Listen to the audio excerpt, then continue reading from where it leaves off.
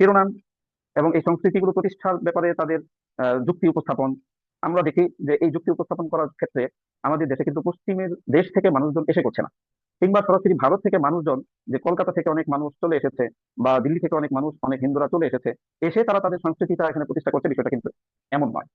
কলকাতা তারা দূর থেকে নাচ্ছে, হাতিয়ার হিসেবে ব্যবহৃত হচ্ছে আমাদের দেশের কিছু মানুষ। সায়ন্তের কথা বলি, অথবা রবীন্দ্র সরোবরে যারা রয়েছে, রবীন্দ্র কেন্দ্রিক চর্চাকারী যারা রয়েছে, সঙ্গীত চর্চা যারা করছে, তারা আমাদের দেশেরই মানুষ, আমাদের ভাষাভাষী মানুষ, আমাদের রক্তে মাংসে, আমাদের বাংলাদেশি হিসেবেই, বাংলাদেশি নাগরিক হিসেবে তারা এখানে রয়েছে। কিন্তু তারা এই দেশে থেকে যে সংস্কৃতিটা প্রতিষ্ঠা করার আপ্রাণ চেষ্টা করে যাচ্ছে, সেটা কিন্তু আমাদের সংস্কৃতি নয়। হিন্দুয়ানি সংস্কৃতির প্রতিষ্ঠার চেষ্টা তারা করে যাচ্ছে, পশ্চিমা বিশ্বের সংস্কৃতি তারা প্রতিষ্ঠা করার আপ্রাণ চেষ্টা করে যাচ্ছে। আমার বলার উদ্দেশ্য হচ্ছে যে আমাদের দেশের মানুষরাই সেই সংস্কৃতিকে তারা আমদানি করছে এবং আমাদেরকে বলদকরণ করে যাচ্ছে, আমাদের যুবকদেরকে বিভ্রান্ত করছে এবং এই বিষয়গুলো করার চেষ্টা করে যাচ্ছে। বাঙালি সংস্কৃতি, আমরা শুরুতে যে বিষয়টা উল্লেখ করেছি, যে একটা হলো ইসলামী দৃষ্টিকোণ, আর দ্বিতীয়ত হলো আমাদের সংস্কৃতি কি না বা দেশীয় সংস্কৃতির শিরোনাম। তো আমাদেরকে পৌত্তলিক কথা শেখানো হচ্ছে যে এটা বাঙালি সংস্কৃতি, এটা হাজার বছরের সংস্কৃতি। পেশার সংস্কৃতি আমাদেরকে শেখানো হচ্ছে, মূর্তির সংস্কৃতি আমাদের। আল্লাহ পাকের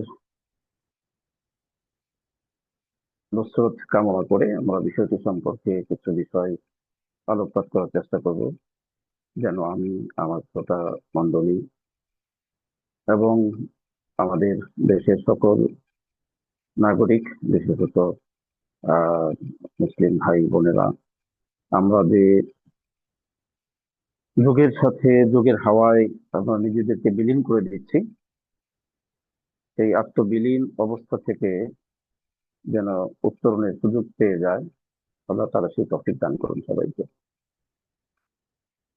বিষয়টি 31st নাইট ও ইসলাম, যদিও আহ,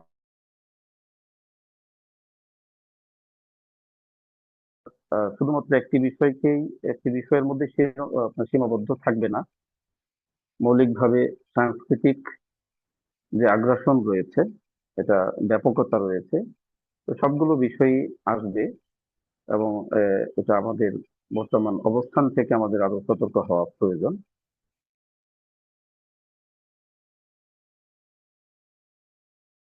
এছাড়াও আমাদের আহ দেশীয় নববর্ষ, সেই পহেলা বৈশাখের সময় যে উদযাপন গুলো করে আসছে, আরো বিভিন্ন ধরনের দিবস, ভালোবাসা দিবস, বাবা দিবস, মা দিবস, হয়তো কোনো কোনো দিবসকে আমরা ইতিবাচক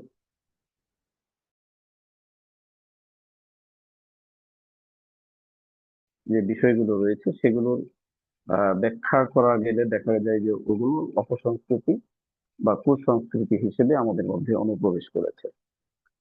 তো আমরা সামগ্রিকভাবে যদি বোঝার চেষ্টা করি, তাহলে এই 31st নাইট তথা অপসংস্কৃতির এই যে ব্যাপকতা, এটাকে আমরা দুইটা ভাবে, দুইটা দৃষ্টিকোণ থেকে আমরা এটা ব্যাখ্যা করতে পারি বা ব্যাখ্যা করা উচিত। একটা হচ্ছে আমরা মুসলিম হিসেবে ইসলামী শরিয়ার দৃষ্টিকোণ থেকে এই সংস্কৃতি চর্চা, এই কৃষ্টি কালচার, এই চর্চাগুলো করবো কিনা, করা উচিত কিনা, এই প্রশ্নটা আমাদের করা উচিত। আমাদের নিজেদেরকে প্রশ্নটা করা উচিত।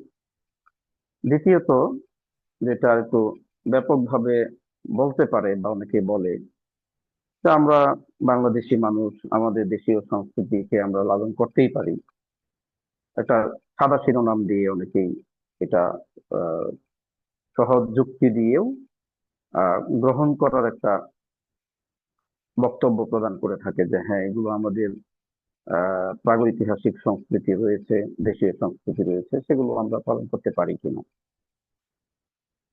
তো প্রথম প্রায়োরিটি বা প্রথম গুরুত্ব তো হচ্ছে যে আমি একজন মুসলিম হিসেবে আমি কোনটা গ্রহণ করব, কোনটা গ্রহণ করতে পারবো অথবা কোনটা গ্রহণ করতে পারবো না, এই সিদ্ধান্তটা আমি নিজে গ্রহণ করতে পারি না, বরং এই সিদ্ধান্ত গ্রহণ করতে হবে শরিয়া থেকে, কোরআন ও সুন্নাহ থেকে, তথা ইসলামী শরিয়ার নির্দেশনা কি, সেই বিষয়টা আমাকে বুঝতে হবে। দ্বিতীয়ত, সামাজিক অথবা দেশীয় কালচার সংস্কৃতি, সেগুলোর ক্ষেত্রে দেশীয় হলেই কি আমি গ্রহণ করতে পারবো, অথবা আমার সামাজিক প্রথা প্রচলিত থাকলেই কি সেটা আমার জন্য গ্রহণ করা যাবে কিনা, এই যুক্তিটাও আমাদেরকে প্রশ্নের আলোকে বুঝতে হবে। তো আমাদের বর্তমান যে ইস্যু সামনে এসে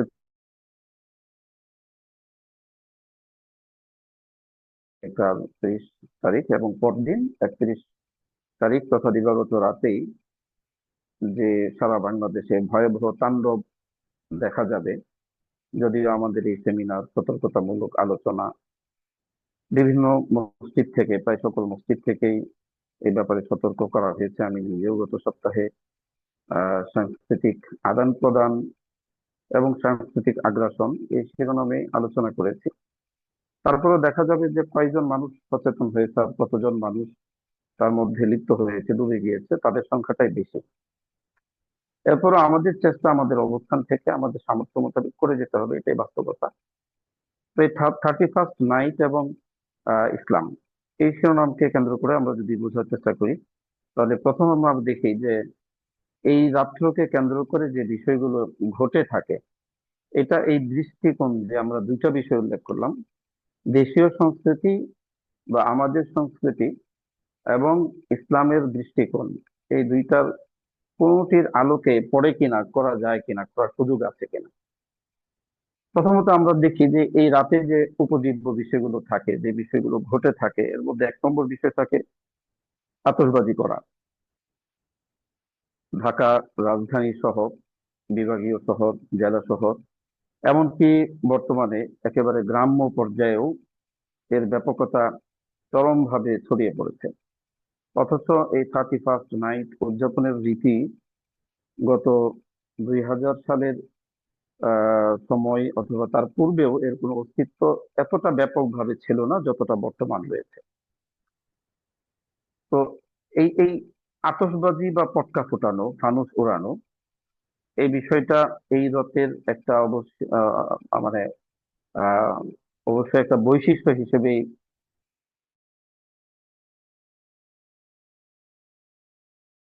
কে কেন্দ্র করে মদ্যপানের যে ব্যাপকতা রয়েছে।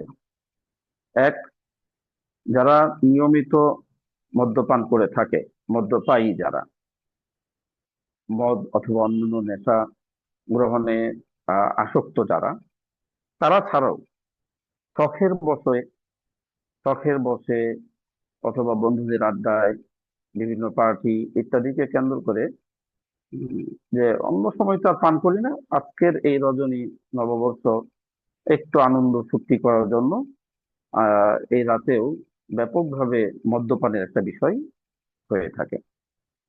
তৃতীয়ত, ব্যভিচার, জিনা বা ব্যভিচারের বিষয়টা প্রসঙ্গে খুব বেশি বলার প্রয়োজন নেই, তারপরেও আমরা যারা সচেতন মানুষ, ঢাকা শহর, বর্তমান সময়ে ঢাকা রাজধানী সহ জেলা শহরগুলো, বিভাগীয় শহর, এমনকি আমার অভিজ্ঞতার আলোকে গ্রাম্য পর্যায়েও এখন আহ ব্যভিচারের ব্যাপকতা, এমনকি আহ আপনার নষ্ট মেয়েদের মাধ্যমে তথা পতিতা বৃত্তির যে ব্যাপকতা, এটা গ্রাম পর্যায়েও ব্যাপকভাবে পৌঁছে গিয়েছে। গত কিছুদিন আগে আমি ময়মনসিংহের একটি খুব সাধারণ গ্রামে, একেবারে অজপাড়া গ্রাম যেটাকে বলা যায়, রাস্তাঘাটও অনুন্নত, সেখানে মাহফিলে আমন্ত্রণ ছিল আমার। তো আলোচনার পূর্বে এক যুবক আমাকে জানালেন বা অবহিত করলেন যে, "হযরত, আমাদের এই গ্রামেও বিভিন্ন ধরনের নষ্ট নারীদেরকে নিয়ে আসা হয় এবং এটার ব্যাপকতা ক্রমশ বেড়ে চলেছে।" অর্থাৎ আমি তার সংবাদ থেকে এতটুকু বুঝতে আমি সক্ষম হলাম যে এটা এই ব্যভিচারের মাত্রাটা শুধুমাত্র শহর কেন্দ্রিক নয়, একটা সময় ছিল শুধুমাত্র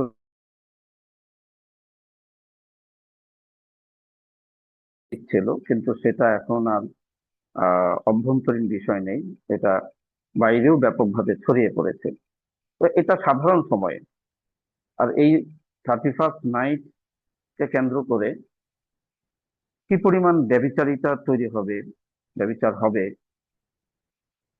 অবৈধ প্রণয়ে যারা জড়িত, অবৈধ আহ প্রেমের সম্পর্কে যারা জড়িয়ে আছে, তারাও নানাভাবে উৎসাহিত হয় এবং একে অপরকে এই রাতকে কেন্দ্র করে অন্যায়ভাবে যুক্ত হওয়ার চেষ্টা করে যায়। চতুর্থ, গান বাদ্যের আয়োজন ব্যাপকভাবে, ডিজে পার্টি ব্যাপকভাবে হচ্ছে, হবে। পঞ্চম বিষয় হবে অর্থনৈতিক অপচয়। অর্থনৈতিক অপচয়গুলো পূর্বে সবগুলোর সাথে সংযুক্ত। আতশবাজি করতে হলে অর্থের প্রয়োজন, মদ্যপান করতে হলে অর্থের প্রয়োজন, ব্যভিচারিতা করতে হলে অর্থের প্রয়োজন, গান বাদ্য ডিজে পার্টি ইত্যাদি করতে হলে আপনার অর্থের প্রয়োজন হয়, এবং সেক্ষেত্রে একটা বড় ধরনের অর্থনৈতিক অপচয় হয়ে থাকে। এবং ষষ্ঠ বিষয় হলো সময়ের অপচয়। একজন মুসলিম হিসেবে অনর্থক, অনুপকারী কোনো বিষয়ের সাথে তার একটি মুহূর্ত অতিবাহিত না হওয়া উচিত। কিন্তু এরপরও আমাদের ব্যাপকভাবে মুসলিম যুব সমাজ, যুবতী বোনেরা, এমনকি প্রাপ্তবয়স্ক পরিণত বয়সের মানুষরাও এই করার গ্রাসে তারা হারিয়ে যান, এবং এই রাতকে তারা এই পশ্চিমা সংস্কৃতির আবরণে উদযাপন করার চেষ্টা করে থাকেন। সম্মানিত সুধী, আমি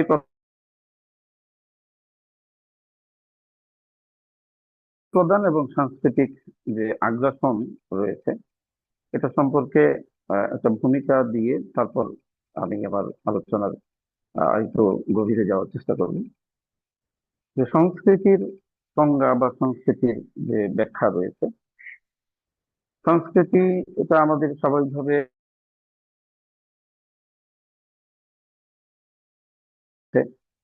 যা স্বাভাবিক অর্থ দ্বারা পরিশুদ্ধ করা, সংস্কার করা। তো আমাদের অত্যন্ত পরিচিত মুখ মাওলানা শরীফ মোহাম্মদ হাফিজাউল্লাহ, তিনি আরেকটু সহজভাবে সংস্কৃতিটাকে আমাদের জন্য সহজ করে ব্যাখ্যা করেছেন। সেটা হচ্ছে সংস্কৃতি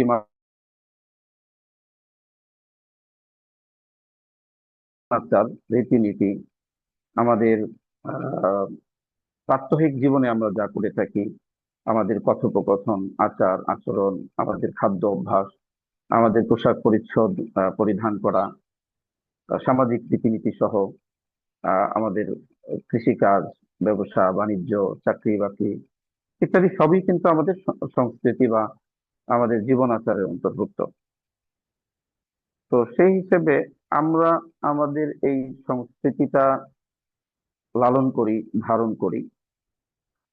আবার এটা, এই সংস্কৃতির একটা ভৌগোলিক সীমা রয়েছে। বাংলাদেশীয় মানুষদের জীবন আচার পদ্ধতি, ভৌগোলিক অবস্থান, স্বভাবজাত বিষয়, অভ্যাসগত বিষয় ইত্যাদির দৃষ্টিকোণ থেকে পার্থক্য আরবদের সাথে রয়েছে, পশ্চিমা বিশ্বের সাথে রয়েছে, বা অন্যান্য কান্ট্রির সাথে রয়েছে।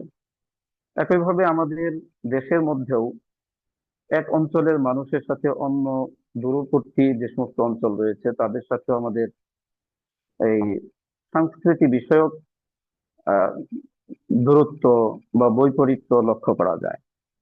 তো সংস্কৃতি বিষয়টার ক্ষেত্রে ইসলামী শরিয়ার দৃষ্টিকোণ হলো যে সমস্ত বিষয় ইসলামের সাথে সাংঘর্ষিক নয়, ইসলামের আকীদা, বিশ্বাস, আমলগত দিক থেকে কোনো সংঘর্ষণ নেই, বৈধতার সীমায় থাকে, শালীনতার সীমায় থাকে, সেগুলো গ্রহণ করার ক্ষেত্রে ইসলাম নিষেধ করে নাই, বরং অনুপ্রাণিত করেছে যদি সেটা উপকারী হয়ে থাকে।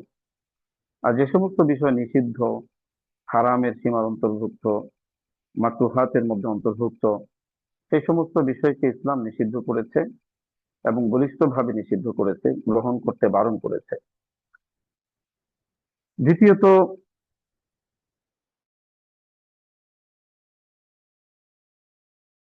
যেমন ইসলামী ইতিহাস থেকে যদি আমরা দেখি, সাহাবায়ে কেরাম ইসলাম প্রচারের জন্য তারা বেরিয়ে পড়েছেন, কখনো দাওয়াতের উদ্দেশ্যে, কখনো জিহাদের উদ্দেশ্যে, রাষ্ট্র পরিচালনার উদ্দেশ্যে। তো তখন এই সাংস্কৃতিক আদান প্রদানটা হয়েছে। সাহাবায়ে কেরাম যে দেশে রাষ্ট্র পরিচালনা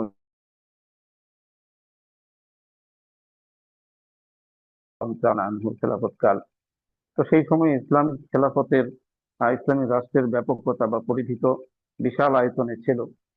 অতএব সেই সময়ে কখনোই ইসলামী খেলাফতের কেন্দ্র থেকে সব দেশের সংস্কৃতিকে আরবীয় সংস্কৃতিতে রূপান্তর করা হয়নি, বা এই নির্দেশ জারি করা হয়নি যে পৃথিবীর সব মানুষকে আরবি ভাষায় কথা বলতে হবে, সব মানুষকে আরবীয় পোশাক পরিধান করতে হবে, সব মানুষকে আরবীয় খাবারে অভ্যস্ত হতে হবে, আরবীয় রীতিনীতিতে অভ্যস্ত হতে হবে।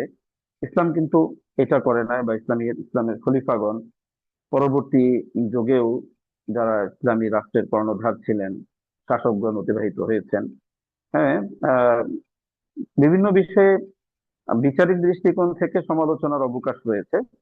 কিন্তু আমরা যেই দৃষ্টিভঙ্গিতে আলোচনা করছি, সেই দৃষ্টিভঙ্গি থেকে দেখবো আমরা যে সংস্কৃতির যে সাধারণ রীতি রেওয়াজ যে প্রচলিত ছিল, যেগুলো বৈধতার সীমার মধ্যে ছিল, ইসলাম সেগুলোকে স্বীকৃতি দিয়ে আপনার বহাল রেখেছে। যেমন বাংলাদেশ, পাকিস্তান, বর্তমান ভারত, বা আমাদের এই অঞ্চলগুলোতে ইসলামের যে চর্চা হয়েছে, ইসলামী আকীদা বিশ্বাসের যে চর্চা হয়েছে, আমল সংক্রান্ত যে চর্চাগুলো হয়েছে, এটার সাথেও আমাদের অনেক সংস্কৃতি, যেটা দেশীয় সংস্কৃতি এবং বৈধতার অন্তর্ভুক্ত যে সমস্ত বিষয়, সেগুলো কিন্তু ঠিকই বহাল হয়েছে। আমাদের খাদ্য অভ্যাস, আমাদের পোশাক পরিচ্ছদ ইত্যাদি কিন্তু আমরা আরবীয় রীতিনীতিতে আমরা চলি না, বা সেই সংস্কৃতি আমরা ধারণ করিনি। কিন্তু এরপরও আমাদের ইসলামী সংস্কৃতি আমাদের মধ্যে আদান প্রদান হয়েছে। ইসলাম যে শিক্ষাগুলো দিয়েছে সেগুলোকে আমরা ধারণ করেছি, আমরা গ্রহণ করেছি। আবার আরবরাও অনারবি বিভিন্ন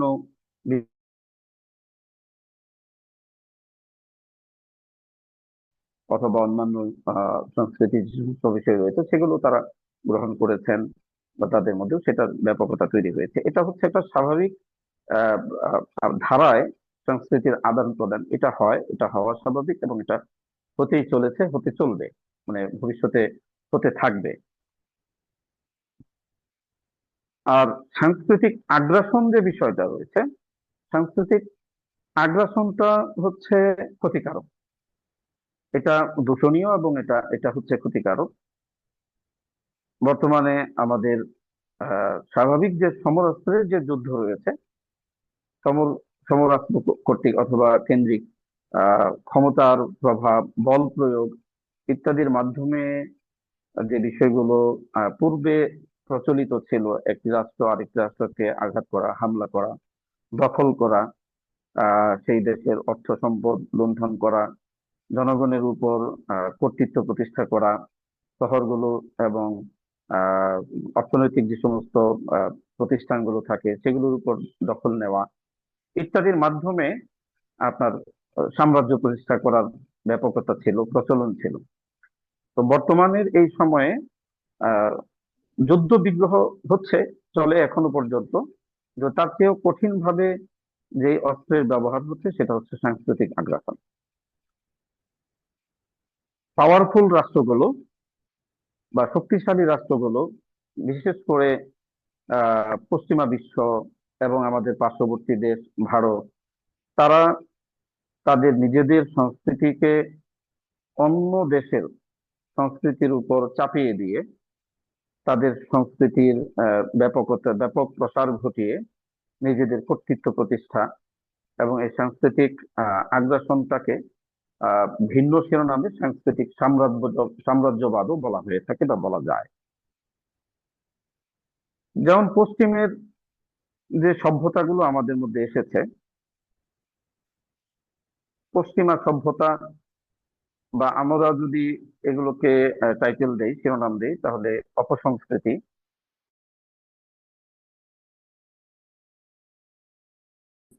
বিবেককে নষ্টকারী যে সমস্ত বিষয়ের প্রচলন ঘটেছে, এটা খুব স্বাভাবিকভাবেই সামাজিক সংস্কৃতির আদান প্রদানের মধ্য দিয়ে হয়ে যায়নি, বরং এটা সুপরিকল্পিত ভাবে আমাদের সমাজে এই সংস্কৃতির অনুপ্রবেশ ঘটানো হয়েছে। বরং আমরা বলবো যে এই সংস্কৃতিটাকে, পশ্চিমা সংস্কৃতিগুলোকে আমাদের দেশের উপর, আমাদের মানুষের মন মানুষে চাপিয়ে দেওয়া হয়েছে।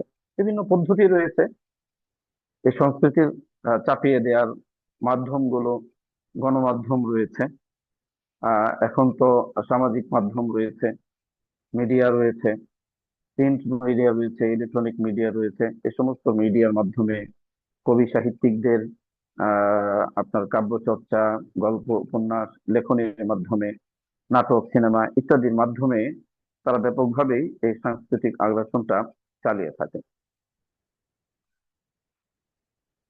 তো এই সাংস্কৃতিক আগ্রাসন চালানোর আসলে উদ্দেশ্য কি? তারা কেন আমাদের উপর তাদের সংস্কৃতিকে চাপিয়ে দিবে বা চাপিয়ে দিচ্ছে? এক্ষেত্রে আমরা যদি বিশ্লেষণ করি তাহলে কয়েকটি উদ্দেশ্যে তারা সাংস্কৃতিক আগ্রাসনটা চালিয়ে থাকে। এক নম্বর বিষয় হলো আধিপত্য বিস্তার। আধিপত্য বিস্তার এর ব্যাখ্যা করার প্রয়োজন আছে বলে আমি মনে করি না। খুব সহজভাবে উদাহরণ যদি আমরা দিই তাহলে ভারতীয় আধিপত্য বিস্তার এখনো পর্যন্ত কিন্তু ভারত সরাসরি আমাদের দেশের উপর কখনো আক্রমণ ওইভাবে করেনি, অর্থাৎ যুদ্ধ যুদ্ধ ঘোষণা করে আক্রমণ করেনি। সীমান্ত কেন্দ্রিক আহ হামলা হয়েছে, নিরীহ মানুষের প্রাণনাশ হচ্ছে, এই বিষয়গুলো রয়েছে, কিন্তু সরাসরি তারা আমাদের উপর আক্রমণ না চালালেও ইতিপূর্বে গত 17 বছর, এছাড়াও পূর্ববর্তী সময় থেকেই পাকিস্তান তৈরি হওয়া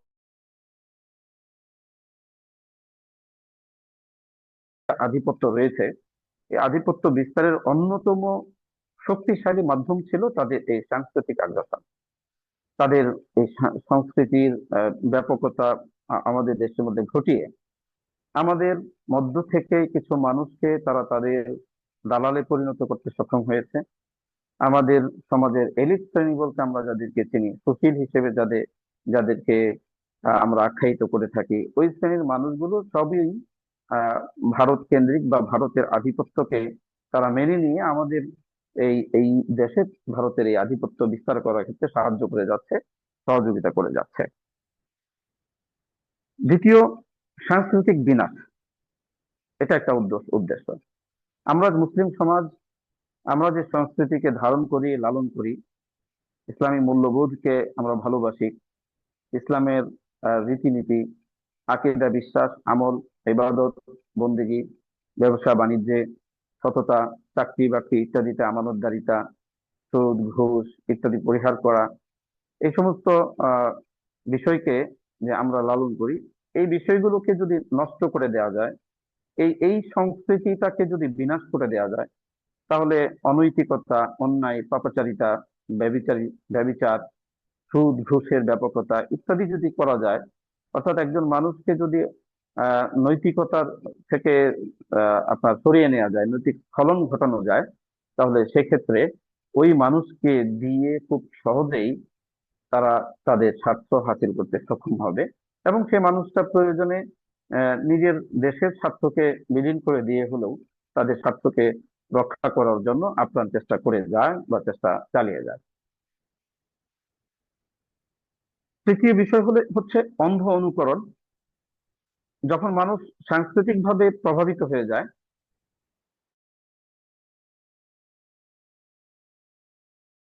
নিজেকে ভুলে গিয়ে অন্যের অনুকরণ করতে থাকে। যেমন উদাহরণ হিসেবে মনে করুন আমাদের দেশের যুব সমাজ বলি, অথবা আমাদের বোনদের কথা বলি, যুবতী রয়েছেন যারা বা কিশোরী তরুণী যারা রয়েছেন, পোশাক পরিচ্ছদের ক্ষেত্রে মিডিয়ার মাধ্যমে বিভিন্ন ধরনের সংস্কৃতির আহ আগ্রাসন হয়ে থাকে। ইন্ডিয়া কেন্দ্রিক যে সমস্ত পোশাকের আপনার আহ পোশাকের যে বিজ্ঞাপনগুলো হয় নাটকের মাধ্যমে, সিনেমার মাধ্যমে, সহজ করে বললে গত কয়েক বছর আগে মনে করুন পাখি ড্রেস নামে বা আরো বিভিন্ন নামে ভারতীয় পোশাকের আহ ব্যাপকতা আমাদের দেশে হয়েছে, মানে প্রচলন হয়েছে আর কি। আবার কিছুদিন আগে মনে করুন যুব সমাজের মধ্যে এক ধরনের পায়জামা পরার হিড়িক পড়েছিল, যে পায়জামাটা ছিল ধুতির মতো দেখতে। তো এই এই যে সাংস্কৃতিক আগ্রাসনটা, এটা কিন্তু তারা মিডিয়ার মাধ্যমে, বিভিন্ন নাটক সিনেমা ইত্যাদির মাধ্যমে করেছে, এবং আমাদের যুবকরা কোনো কিছু প্রশ্ন না করেই, না বুঝেই তারা সেগুলো অনুকরণ করেছে। এটাও ওই সাংস্কৃতিক প্রভাবের কারণে, যে তারা নিজেদেরকে প্রশ্নটা করতে সক্ষম হয়নি, বরং তারা অনুকরণ করেছে। 4 নম্বর, এই সাংস্কৃতিক আগ্রাসনের মাধ্যমে সামাজিক ও মানসিক বিপর্যয় ঘটানো সম্ভব হয়। একজন মানুষ ওই পূর্বের শিরোনামগুলো থেকেই যখন নৈতিক স্খলন ঘটে যায় তখন তার মধ্যে সামাজিকতা বলতে কিছু থাকে না। সে সামাজিক ভাবে, মানসিক ভাবে বিপর্যয় ঘটে যায় তার, এবং তার মাধ্যমে অনেক অনাকাঙ্ক্ষিত এবং অনৈতিক বিষয়, অন্যায়, পাপাচারিতা সংঘটিত হয়। 5 নম্বর, পারিবারিক মূল্যবোধ নষ্ট করা যায়। এই সামাজিক এবং পারিবারিক, দেখুন আমরা আমাদের দেশে এখনো পর্যন্ত যতটুকু ইসলামের অনুসরণ, ইসলামের চর্চা হচ্ছে, এবং যতটুকু পারিবারিক সম্পর্ক, স্থিতিশীলতা, আত্মীয়তার সম্পর্ক বজায় রাখা, প্রতিবেশীদের সাথে সুসম্পর্ক বজায় রাখা, এবং সমাজবদ্ধ হয়ে জীবন যাপনের যে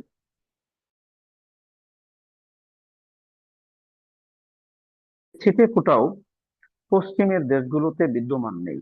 সেখানে বাবা মার মধ্যে, বাবা মার সাথে সন্তানের সম্পর্ক নষ্ট হয়ে আছে, পারিবারিক সম্পর্ক তাদের মধ্যে নেই, পারিবারিক মূল্যবোধ নেই, প্রতিবেশী তো দূরের কথা, সমাজবদ্ধ জীবন যাপন তো দূরের কথা, বরং সেখানে সম্পূর্ণ একাকিত্ব এবং সম্পূর্ণই আত্মকেন্দ্রিক একটা জীবন যাপন পদ্ধতি চালু হয়েছে।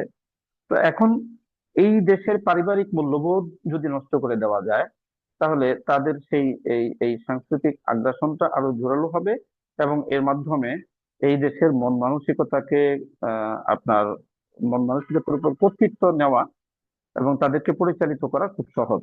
অনেক দূর থেকেই এই দেশের মানুষগুলোকে পরিচালনা করা সম্ভব হয়। 6 নম্বর, সবচেয়ে গুরুত্বপূর্ণ বিষয় হলো অর্থনৈতিক আগ্রাসন। সামাজিক মূল্যবোধ এবং পারিবারিক মূল্যবোধ, আহ চারিত্রিক মূল্যবোধ নষ্ট করা, এটা অর্থনৈতিক আগ্রাসনের চেয়েও কঠিন। আমি সেটাকে বলছি আরো বেশি কঠিন হিসেবে মূল্যায়ন করছি। কারণ অর্থনৈতিক ভাবে ভেঙে পড়লে সেটা আবার দাঁড় করানো সহজ হয়, বা সহজেই দাঁড় করানো সম্ভব হয়। কিন্তু নৈতিক ভাবে, চারিত্রিক ভাবে, সামাজিক এবং পারিবারিক ভাবে যদি কোনো দেশের মানুষকে নষ্ট করে দেওয়া যায়, তাহলে ওই দেশের সংশোধন বা পুনরায় আহ জেগে ওঠা, পুনরায় নিজেদেরকে গড়ে তোলাটা এতটা সহজ হয়ে ওঠে না। আমার এই কথার সপক্ষে একটি মানে যুক্তি আমরা যদি উপস্থাপন করি বা একটা দলিল উপস্থাপন করি, তাহলে উইলিয়াম হ্যান্টিংটন তিনি তার একটি বই, ক্লাস অফ সিভিলাইজেশন, এই বইতে একটা গুরুত্বপূর্ণ তথ্য প্রদান করেছেন। সেটা হচ্ছে যে ইসলামী সভ্যতাই পশ্চিমা বিশ্বের জন্য প্রধানতম সমস্যা। ইসলামী সংস্কৃতি, ইসলামী সভ্যতার দ্বন্দ্ব এটা আজকের বিষয় নয়। সভ্যতার দ্বন্দ্ব এটা প্রাগৈতিহাসিক ভাবেই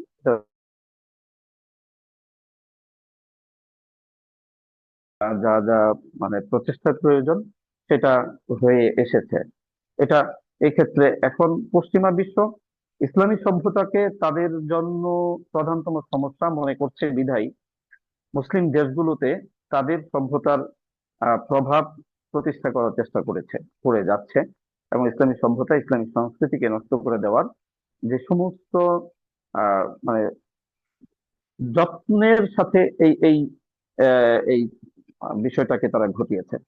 অর্থাৎ আহ সেটা ক্ষমতার প্রভাবের মাধ্যমে, অর্থনৈতিক সন্ত্রাসের মাধ্যমে, তদ্রুপ মিডিয়া সন্ত্রাসের মাধ্যমে, এমনকি দেশীয় যে সমস্ত স্বার্থান্বেষী মানুষরা রয়েছে তাদের মাধ্যমেও এই সাংস্কৃতিক আগ্রাসনটা তারা চালিয়ে থাকে। দেখুন আমাদের দেশে দুইটা সভ্যতার আগ্রাসন একই সাথে চলে। একটা হলো পশ্চিমের সভ্যতা, পশ্চিমা নগ্নতা, অশ্লীলতা। দ্বিতীয়ত হচ্ছে পৌত্তলিকতা তথা হিন্দুয়ানি সংস্কৃতি, ভারতের আধিপত্যবাদের সংস্কৃতি। এই দুইটা সংস্কৃতির মুখোমুখি আমরা রয়েছি। আমাদেরকে এই দুইটা সংস্কৃতির বিরুদ্ধেই লড়তে হচ্ছে এবং লড়াই চালিয়ে যেতে হচ্ছে। তো এটার শিরোনাম এবং এই সংস্কৃতিগুলো প্রতিষ্ঠার ব্যাপারে তাদের যুক্তি উপস্থাপন, আমরা দেখি যে এই যুক্তি উপস্থাপন করার ক্ষেত্রে আমাদের দেশে কিন্তু পশ্চিমের দেশ থেকে মানুষজন এসে করছে না, কিংবা সরাসরি ভারত থেকে মানুষজন, যে কলকাতা থেকে অনেক মানুষ চলে এসেছে বা দিল্লি থেকে অনেক মানুষ, অনেক হিন্দুরা চলে এসেছে, এসে তারা তাদের সংস্কৃতিটা এখানে প্রতিষ্ঠা করছে, বিষয়টা কিন্তু এমন নয়। কলকাঠি তারা দূর থেকেই নাড়ছে, হাতিয়ার হিসেবে ব্যবহৃত হচ্ছে আমাদের দেশেরই কিছু মানুষ। ছায়ানটের কথা বলি, অথবা রবীন্দ্র সরোবরে যারা রয়েছে, রবীন্দ্র কেন্দ্রিক চর্চাকারী যারা রয়েছে, সঙ্গীত চর্চা যারা করছে, তারা আমাদের দেশেরই মানুষ, আমাদের ভাষাভাষী মানুষ, আমাদের রক্তে মাংসে আমাদের বাংলাদেশী হিসেবেই, বাংলাদেশী নাগরিক হিসেবেই তারা এখানে রয়েছে। কিন্তু তারা এই দেশে থেকে যে সংস্কৃতিটা প্রতিষ্ঠা করার আপ্রাণ চেষ্টা করে যাচ্ছে, সেটা কিন্তু আমাদের সংস্কৃতি নয়। হিন্দুয়ানি সংস্কৃতির প্রতিষ্ঠার চেষ্টা তারা করে যাচ্ছে, পশ্চিমা বিশ্বের সংস্কৃতি তারা প্রতিষ্ঠা করার আপ্রাণ চেষ্টা করে যাচ্ছে। আমার বলার উদ্দেশ্য হচ্ছে যে আমাদের দেশের মানুষরাই সেই সংস্কৃতিকে তারা আমদানি করছে এবং আমাদেরকে গলদকরণ করে যাচ্ছে, আমাদের যুবকদেরকে বিভ্রান্ত করছে এবং এই বিষয়গুলো করার চেষ্টা করে যাচ্ছে। বাঙালি সংস্কৃতি, আমরা শুরুতেই যে বিষয়টা উল্লেখ করেছি, যে একটা হলো ইসলামী দৃষ্টিকোণ, আর দ্বিতীয়ত হলো আমাদের সংস্কৃতি কি না, বা দেশীয় সংস্কৃতির শিরোনাম। তো আমাদেরকে পৌত্তলিকতা শেখানো হচ্ছে যে এটা বাঙালি সংস্কৃতি, এটা হাজার বছরের সংস্কৃতি। পেশার সংস্কৃতি আমাদেরকে শেখানো হচ্ছে, মূর্তির সংস্কৃতি আমাদের। আমাদের দেশে হিন্দুদের যখন দুর্গাপূজা প্রধানতম উৎসব পালিত হয়, তখন আমাদেরকে শেখানো হচ্ছে যে এটা হচ্ছে সার্বজনীন উৎসব, এটা হচ্ছে একেবারে বাংলাদেশি উৎসব, মানে নিরেট বাংলাদেশি উৎসব। এই বিষয়গুলোকে ব্যাপকভাবে বলে আমাদেরকে খাওয়ানো হচ্ছে, আমাদেরকে গেলানো হচ্ছে। এবং আমাদের দেশের একেবারেই দুঃখজনক বিষয় হলো যে দুর্গাপূজা, অথবা মনে করুন পয়লা নববর্ষ ইত্যাদি আসার সময়ে উদযাপন কেন্দ্রিক যে ব্যাপকতা, সেক্ষেত্রে হিন্দু মুসলিম তফাৎ করা, পার্থক্য করা কঠিন হয়ে যায়। দুর্গাপূজা আসলে এমনকি ইসলামিক দলের ব্যক্তিবর্গও তারাও দুর্গা উৎসবে শুভেচ্ছা জানাচ্ছে, মূর্তির কাছে গিয়ে আহ এমনই ভাবে আপনার পূজা মণ্ডপে গিয়ে নিজেদেরকে আত্মবিলীন করে ইসলামী মূল্যবোধকে নষ্ট করে দিয়ে সেই পূজার আপনার প্রশংসা করা হচ্ছে, বা পূজাকে আপনার তারা এটা আহ, আরো ব্যাপক করার চেষ্টা করেছে। এটা এই বছরের বিষয়টাকে কেন্দ্র করে আমি উল্লেখ করলাম আর কি। তো পূজার সংস্কৃতি তো মুসলিম সংস্কৃতি নয়। পূজার সংস্কৃতি, মূর্তির সংস্কৃতি, পেশার সংস্কৃতি, এটা তো আমাদের আহ বাঙালি সংস্কৃতি বলে আমাদেরকে খাইয়ে দিলে হবে না। তো আমরা শুরুতেই যে মূলনীতি উল্লেখ করেছি যে ইসলাম ওই সমস্ত সংস্কৃতিকে গ্রহণ করার অনুমোদন দিয়েছে যেটা ইসলামী আকীদা বিশ্বাসের সাথে সাংঘর্ষিক নয়। তাহলে এখন আমরা যদি পূজাকে মূল্যায়ন করি, তাহলে এটা আমরা এখন তারা যদি যুক্তি দেয় এটা হাজার বছরের সংস্কৃতি, হাজার বছর পূর্বে বা ১৫০০ বছর পূর্বে এখানে আমাদের সেই পূর্বপুরুষরা, আমরা যাদের বংশধর, একটা সময় হয়তো তারা হিন্দু ধর্মাবলম্বী ছিল, তো তাদের সেই সংস্কৃতিকে আমরা কি ধারণ করতে পারি? আমরা কি আবারও এই হিন্দু ধর্মে দীক্ষিত হয়ে যেতে পারি? সংস্কৃতি ছিল, তাহলে ইমান আর কুফরের পার্থক্য রইল কোথায়? আলো আর অন্ধকারের পার্থক্য রইল কোথায়? আমি মুসলিম হিসেবে স্বকীয়তা, আত্মমর্যাদা আমার রইল কোথায়? অথচ আমাকে তারা কিন্তু এটা বলছে না যে হ্যাঁ, পয়লা বৈশাখ পালন করলে হিন্দু হয়ে যাবে, এই দাবি করছে না। কিন্তু মন মানুষে যে এই পূজাকে, এই মূর্তিকে, এই পেশাকে হালকা করে আমাদের মস্তিষ্কে প্রবেশ করে দেওয়া হচ্ছে যে এটা আমাদের দেশীয় সংস্কৃতি, এটা গ্রহণ করতে কোনো অসুবিধা নেই। এই যে সূক্ষ্মভাবে আমাদেরকে দলদূকরণ করানো হচ্ছে, এটা কিন্তু আমরা মানে যারা স্বাভাবিকভাবে মানে ইসলামকে ওইভাবে পরিপালন করছে না, তারা কিন্তু এই তফাৎটা বা এই সূক্ষ্মতাটা তারা ধারণ করতে সক্ষম হয় না, সম্ভব হয় না। আহ, তো যার কারণে আমরা, যদিও অনেকটা কমে এসেছে আলহামদুলিল্লাহ উলামায়ে কেরাম এবং সচেতন মুসলিম ভাইদের প্রচার এবং প্রসারের কারণে, বিষয়গুলো নিয়ে আলোচনার কারণে পয়লা বৈশাখ কেন্দ্রিক যে বিষয়গুলো ঘটতো তার অনেকটা অনেকটা কমে এসেছে বলা যায়। তো তারপরেও এটার ব্যাপকতাকে রোধ করার জন্য আরো পরিকল্পিতভাবে আমাদের অগ্রসর হতে হবে। দ্বিতীয়ত, পশ্চিমা সভ্যতা পশ্চিমের প্রতি আমাদের দেশের মানুষদের আলাদা একটা অনুরাগ রয়েছে, এবং এটা থাকাটা স্বাভাবিক। কারণ হচ্ছে আমাদের দেশ হচ্ছে একটা উন্নয়নশীল দেশ। আর এক্ষেত্রে মানুষের অর্থনৈতিক অবস্থানের বিবেচনায় পশ্চিমের দেশগুলোর অর্থনৈতিক অবস্থান অনেক মজবুত, অনেক শক্তিশালী। জীবনমান অর্থনৈতিক দৃষ্টিকোণ থেকে, অর্থনৈতিক বিচারে তাদের জীবনমান উন্নত। তো সাধারণ মানুষের স্বভাবজাত বা সহজাত বিষয় হিসেবে অর্থের প্রতি একটা আপনার অনুরাগ বা দুর্বলতা, এটা থাকাটা মানে দর্শনীয় নয়। যে কারণে অর্থনৈতিক বিষয়ের কারণে আমাদের দেশের অনেক মানুষ ইউরোপ, আমেরিকা বা উন্নত দেশগুলোতে তারা যেতে পছন্দ করেন বা যাওয়ার আগ্রহ পোষণ করেন। কিংবা আমাদের দেশের বাবা মায়েরা গৌরবের সাথে উল্লেখ করে থাকেন যে আমার ছেলে তো ইউরোপে থাকে, আমার ছেলে তো আমেরিকায় থাকে, বা আমার ছেলে অস্ট্রেলিয়াতে পড়াশোনা করে, অমুক বিশ্ববিদ্যালয়ে পড়াশোনা করে, বা সেখানে সে লেকচারার অথবা উন্নত কোনো প্রফেশনে রয়েছে। এই বিষয়গুলোকে নিয়ে তারা গৌরব করে থাকে। কিন্তু দুঃখজনক বিষয় হলো যে আমাদের মিডিয়া, আমাদের এই দেশীয় স্বার্থান্বেষী মানুষজন, ক্ষমতার পদলেহনকারী ব্যক্তিবর্গ,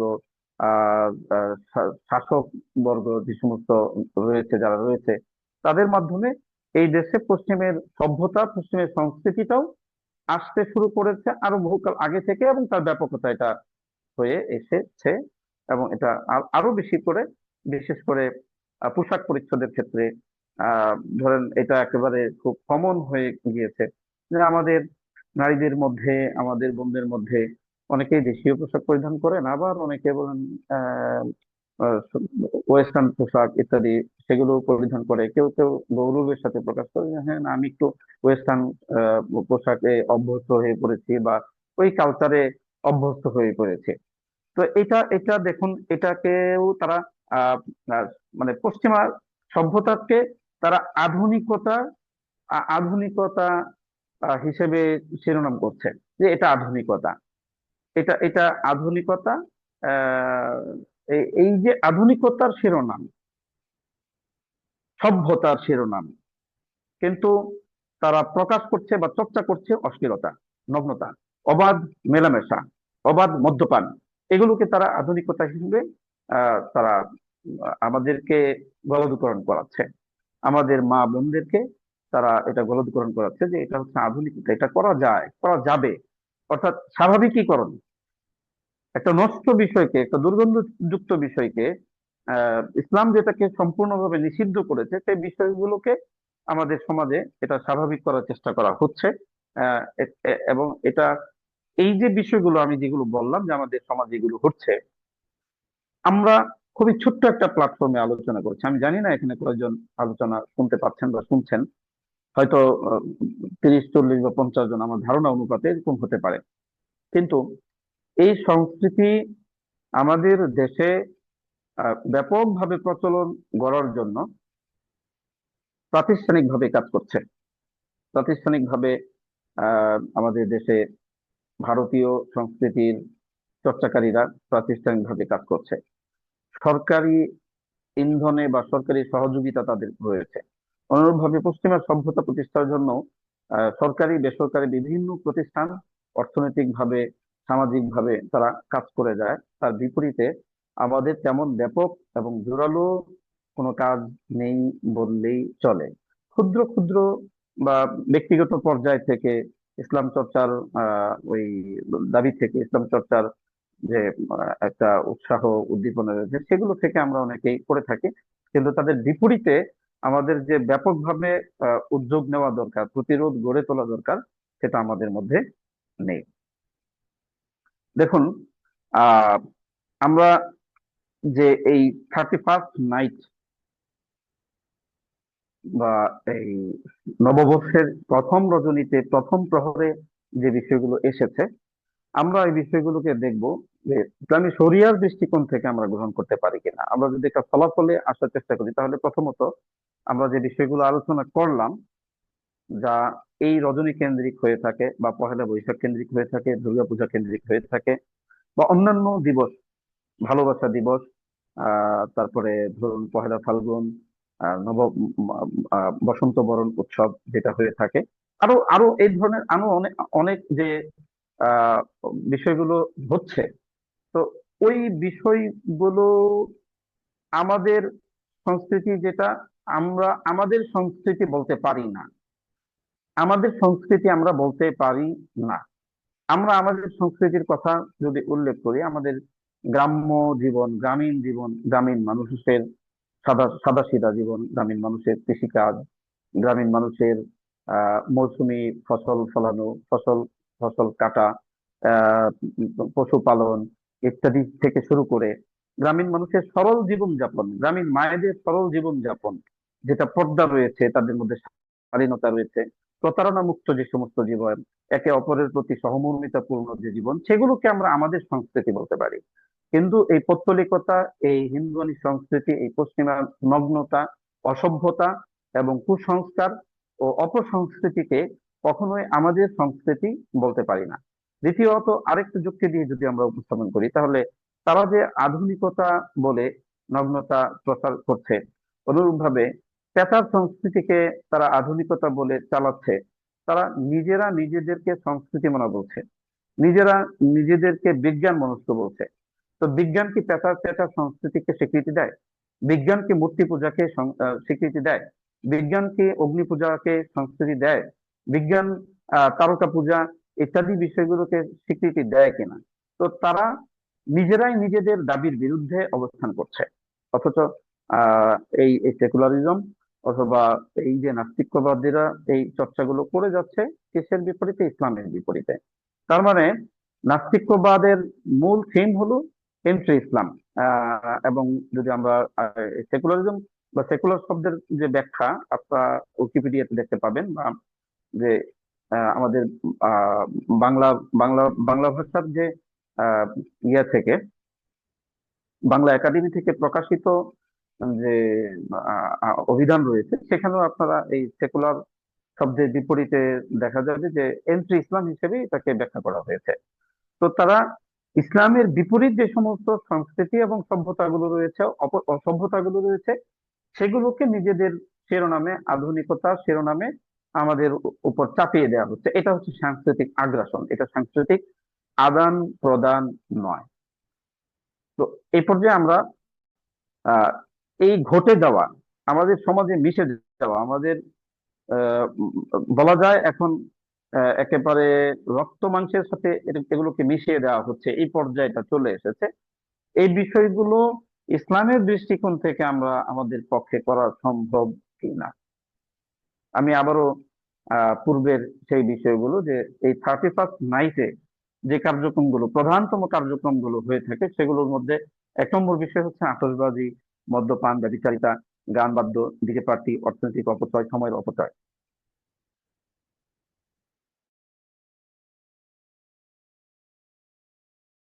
উপকারী সেটা করতে নির্দেশ করেছে। আর যে বিষয়টার মধ্যে সামান্যতম ক্ষতির শঙ্কা রয়েছে, সেটাকেও ইসলাম হারাম করেছে বা নিষিদ্ধ করেছে। আর একটু সহজ ভাষায়, মিন হুসনি ইসলামিল মারই তারকুহু মা লা ইয়ানি, একজন মুসলিম হিসেবে তার সৌন্দর্য হলো অনর্থক যে কোনো বিষয়কে পরিহার করা, এটা ইসলামের সৌন্দর্য। মুসলিম কাজ করবে, কথা বলবে, চিন্তা করবে ওই বিষয়টাই, যে বিষয়টা তার জন্য উপকারী হবে দুনিয়া কিংবা আখেরাতে। আর যা আখেরাতের জন্য উপকারী নয়, যা তার দুনিয়ার জন্য উপকারী নয়, অথবা মুসলিম হিসেবে অন্য কোনো মানুষের উপকারী হবে না, সেই কথা, সেই কাজ এবং সেই চিন্তাকেও ইসলাম নিষিদ্ধ করেছে বা নিরুৎসাহিত করেছে। তো বর্তমানে এই রজনীকে কেন্দ্র করে যা ঘটবে, সেগুলোর ক্ষেত্রে আমরা যদি প্রশ্ন করি এটার কোনটা আমাদের উপকারী, উত্তর আসবে কোনোটাই আমাদের জন্য উপকারী নয়। আতশবাজি এটা উপকারী নয়। এটা আমরা আমাদের মানে যে এই পাশবিক উল্লাস প্রকাশ করার জন্য, যদি আরেকটু কঠিন শব্দ বলা যেত তাহলে সেটাই আমি প্রয়োগ করতাম, তবে এই মুহূর্তে আমি পাশবিক উল্লাস বলবো। এটাই আহ, মনে হচ্ছে যে যৌক্তিক শব্দ আমি যুক্ত করতে পেরেছি, যে পাশবিক উল্লাস। আমরা পাশবিক উল্লাস করছি এই রজনীতে, এই আতশবাজির মাধ্যমে আমরা আমাদের আনন্দকে প্রকাশ করার চেষ্টা করছি, অথচ এই আনন্দের মাধ্যমে, এই পাশবিকতার মাধ্যমে, এই উল্লাস যাপনের মাধ্যমে আমি নিজে শিরোনামটা আমরা আবার স্মরণ করছি যে ইসলামী দৃষ্টিকোণ থেকে এবং আমাদের দেশীয় সংস্কৃতি হিসেবে এটার কোনো দিক থেকেই বা কোনো দৃষ্টিকোণ থেকেই বর্ষবরণের বর্তমান এই চিত্রকে আমরা গ্রহণ করতে পারি না। সেই সাথে অন্যান্য যে সমস্ত দিবস কেন্দ্রিক বা এছাড়াও দিবস কেন্দ্রিক না হলেও যে সমস্ত আহ, সংস্কৃতি প্রচলিত হয়েছে আমাদের সমাজের মধ্যে, যেগুলোকে অপসংস্কৃতি হিসেবে আমরা চিহ্নিত করি বা কুসংস্কৃতি হিসেবে বলি, সেগুলোকে আমাদের গ্রহণ করার সুযোগ নেই। তারপরে আমি শরীরী দৃষ্টিকোণ থেকে কয়েকটা দলিলের আলোকে আমরা বুঝে আজকের আলোচনা শেষ করবো। 1 নম্বর বিষয় হলো যে সূরাতুল ফুরকানের 72 নং আয়াতে আল্লাহ তাআলা আহ ইবাদুর রহমান, রহমানের বান্দাদের বৈশিষ্ট্য হিসেবে একটা একটা বিষয় উল্লেখ করেছেন, সেটা হচ্ছে ওয়াল্লাযীনা লা ইয়াশহাদুনা যুর ওয়া ইযা মাররু বিল লাগযি মাররু কিরামা। রহমানের বান্দা হলো তারা যারা জোর তথা অন্যায় বা মিথ্যাচারে পূর্ণ কোনো বিষয়ের মধ্যে তারা উপস্থিত হয় না। আর যখন কোনো অনর্থক বিষয়ের পার্শ্ব দিয়ে অতিক্রম করে, তখন তারা নিজেদেরকে সেই বিষয়গুলো থেকে এড়িয়ে নিজেদেরকে বাঁচিয়ে সেখান থেকে তারা পথ চলে অতিক্রম করে। তো এই আয়াতের মধ্যে আল্লাহ তাআলা এখানে জুর শব্দ উল্লেখ করেছেন। জুর শব্দের আবিধানিক বা উল্লেখ করলে এটা মিথ্যা বা মিথ্যা পূর্ণ বিষয় ইত্যাদি বা ব্যাখ্যার মধ্যে মিথ্যা সাক্ষ্যদান, সেটার বিষয়টাও এসেছে। কিন্তু এই জায়গায় আমি দুইটা তাফসীর উল্লেখ করছি। 1 নম্বর মুজাহিদ রহমতুল্লাহ আলাই, তিনি এই জুর শব্দের ব্যাখ্যা করেছেন হলো আয়াদুল মুশরিকিন, অর্থাৎ মুশরিকদের রীতিনীতি, উৎসব ইত্যাদি। কোন মুসলমান মুশরিকদের রীতিনীতি কিংবা মুশরিকদের আপনার উৎসবের মধ্যে উপস্থিত হতে পারবে না। ওই উৎসবকে লালন করবে, ধারণ করবে, এটা তো দূরের কথা, মুসলিমদের উৎসবের আপনার উৎসুক হয়ে দেখতে যাওয়া, সেটাও রহমানের বান্দা যাওয়া তারা এটা করতে পারে না। অনুরূপভাবে ইমাম মোহাম্মদ ইবনে সিরিন রহমতুল্লাহ আলাইহি, তিনি এই জোর শব্দের একটা ব্যাখ্যা করতেন হচ্ছে শাআনাইন। শাআনাইন বলা হয়েছে খ্রিস্টানদের বিশেষ একটা উৎসব, বিশেষ একটা উৎসব, এটা শনিবার কেন্দ্রিক হয়ে থাকে এবং এই উৎসবটাকে তিনি বিশেষিত করেছেন। তো আমরা এই দুইটা ব্যাখ্যা থেকে যেটাই গ্রহণ করি, তাহলে এই বর্ষবরণ বা বিশেষ করে 31st নাইট, এটা পশ্চিমা সভ্যতার একটা কালচার এবং এটা তাদের একটা ধর্মীয় আনুষ্ঠানিকতার মধ্যে অন্তর্ভুক্ত বিষয়। আর দেখুন, হাদিস থেকে যদি আমরা দেখি তাহলে নবীজি সাল্লাল্লাহু আলাইহি সাল্লাম মদিনায় যখন ভ্রমণ করেছেন, সেই সময়ে তো মদিনার সাহাবায়ে কেরাম ইসলাম পূর্ব সময়ে তারা জাহিলি রীতিনীতিতে তারা উৎসব পালন করতেন 2টা দিনে। নবীজি সাল্লাল্লাহু আলাইহি সাল্লাম সেটা দেখেছেন এবং এর মধ্যে যেহেতু শিরিক এবং পৌত্তলিকতা ছিল, সেটা পরিবর্তন করে তাদেরকে নির্দেশ করলেন যে তোমাদের জন্য এই দুইটা বিষয় বা এই 2টা দিনের পরিবর্তে উত্তম আরো 2টা দিন, তথা ঈদ উল ফিতর এবং ঈদ উল আজহা আল্লাহ রাব্বুল আলামিন তোমাদেরকে দান করেছেন। এবং নবীজি সাল্লাল্লাহু আলাইহি সাল্লাম শব্দ ব্যবহার করেছেন কদ কদ আবদালাকুমুল্লাহু বিহিমা, ওই 2টা দিনের পরিবর্তে উত্তম আরো 2টা দিন দান করেছেন। তো একটা মূলনীতি হলো যে বদল মুবদাল মিনহু, এটা যারা উলামায়ে কেরাম আছেন তারা তো বুঝবেন। বদল মুবদাল মিনহু মানে হচ্ছে যেটা পরিবর্তিত আর যেটা পূর্বে ছিল, এই দুইটা কখনো একসাথে একত্রে হতে পারে না। অতএব ইসলামী সংস্কৃতি আর অপসংস্কৃতি কখনো দুইটা একসাথে এটা চলতে পারে না। ওমর ইবনুল খাত্তাব রাদিয়াল্লাহু তাআলা আনহু, তিনি এই অপসংস্কৃতি, বিশেষ করে আহলে কিতাব, ইহুদি, নাসারা, এদের সংস্কৃতিকে পরিহার করার ব্যাপারে খুব জোরালো ভাবে তিনি নির্দেশ করেছেন। তিনি বলেছেন ওয়া ইয়াকুম ওয়া রাতানাতাল আআজিম ওয়া আন তাদখুলু আলাল মুশরিকিন ইয়াওমা ঈদিহিম ফি কানাইসিহিম ফাইন্না সুখতাতা তানজিলু আলাইহিম।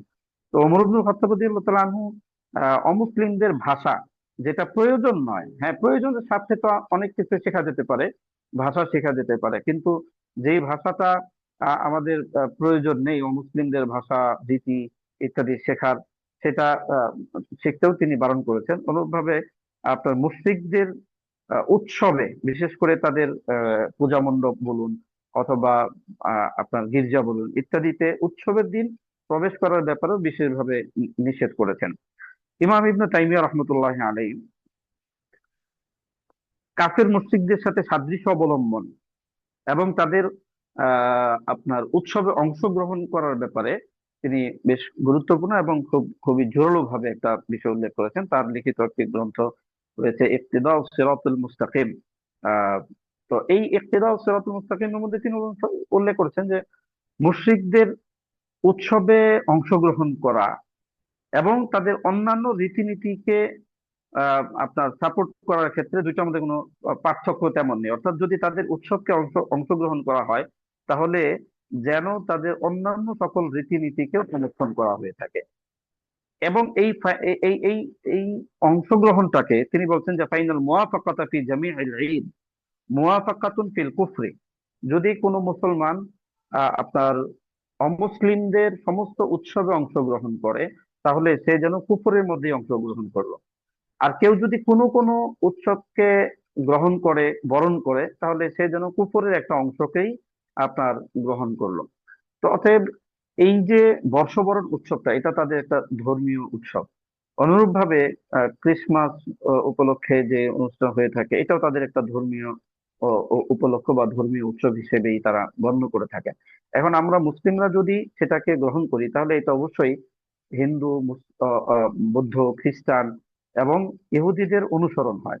আর নবীজি সাল্লাল্লাহু আলাইহি সাল্লাম অমুসলিমদের অনুসরণ করার ব্যাপারে খুবই কঠিন ভাবে সতর্ক করেছেন।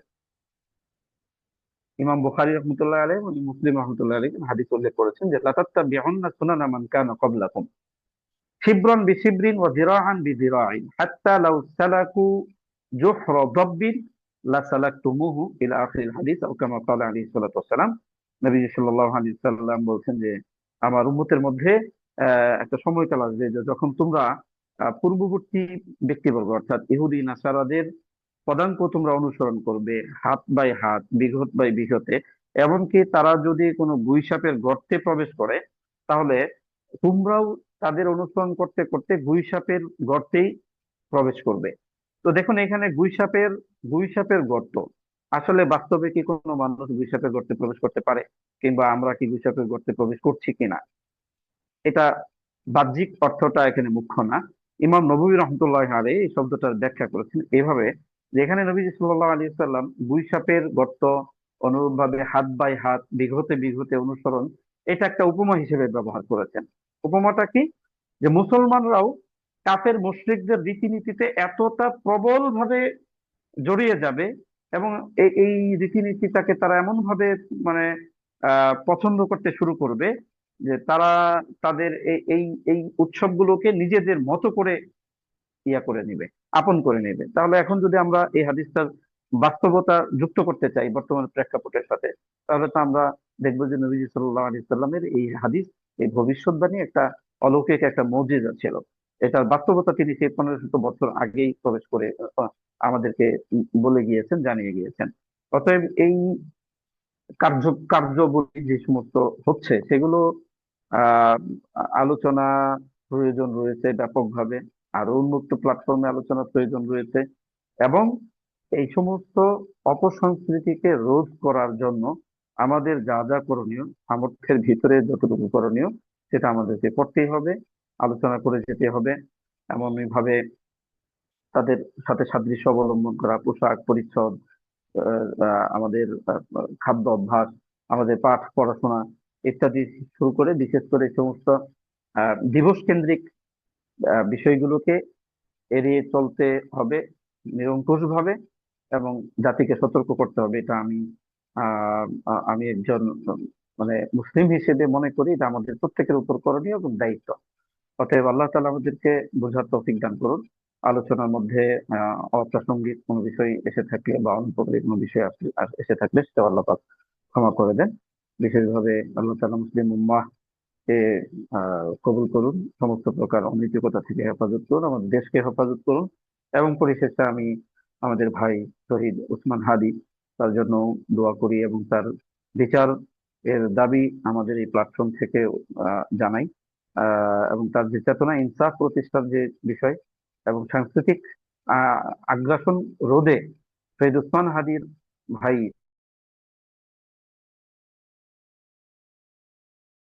সেটা সমাপ্ত করার দায়িত্ব আমাদের। এবং চালু রাখা, জারি রাখা আমাদের। ওয়া আখির দাওয়ানা আলহামদুলিল্লাহি রাব্বিল আলামিন।